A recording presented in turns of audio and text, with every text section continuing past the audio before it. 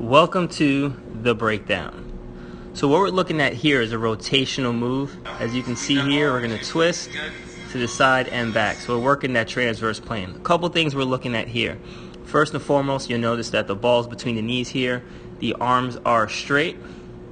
And we're rotating across the body. So what we're trying to work on here is that transverse plane, obviously, but we're looking at those fascial slings. So if you want to think this crisscross pattern of the body here, when we're using the ball here, we're firing those adductors, so the knees are squeezing in to lock the ball in. When you have a lot of athletes, especially female athletes, because of the Q angle, and that's the angle of the hip, they tend to cave their knees in when they squat. So a lot of people will put bands, in which I do as well, put bands on the knees so that the athlete pushes out and we get the glutes to work. In this case, however, sometimes the adductors are weak in the athlete and they have to work on strengthening the adductors because, again, if we look here, it is part of the core. So if we're trying to strengthen up the core in the midsection here, we need those adductors to fire when doing any kind of move, especially some rotation.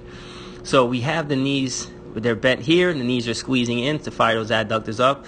The midsection staying nice and tight. We're keeping the arm straight.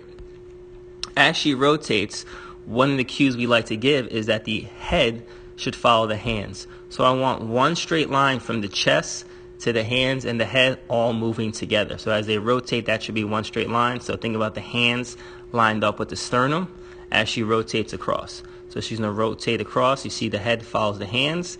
As she comes in, shoulder blades are back, chest is nice and tall. And then we're going to come back out, grabbing the band, twisting. Now you can interlock your hands. The hand placement for me is not as important. You could interlock the hands if you want. I like having one up, one down. I don't honestly think that's much of a big difference with that. So you can definitely cue or coach that however you'd like.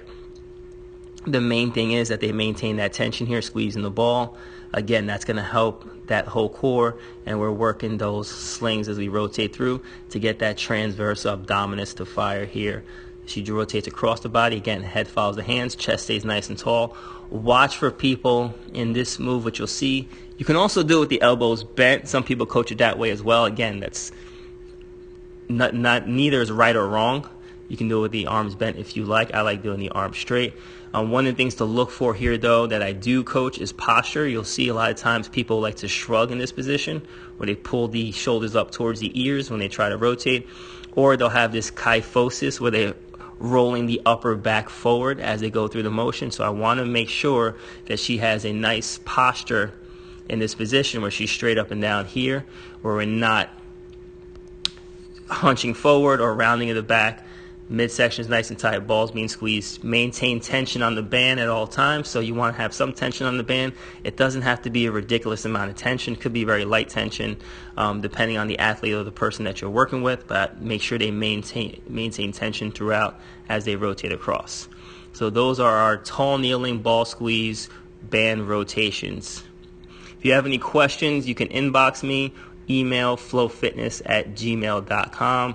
Make sure to like, tag, comment, all that fun stuff. Talk to you guys next time.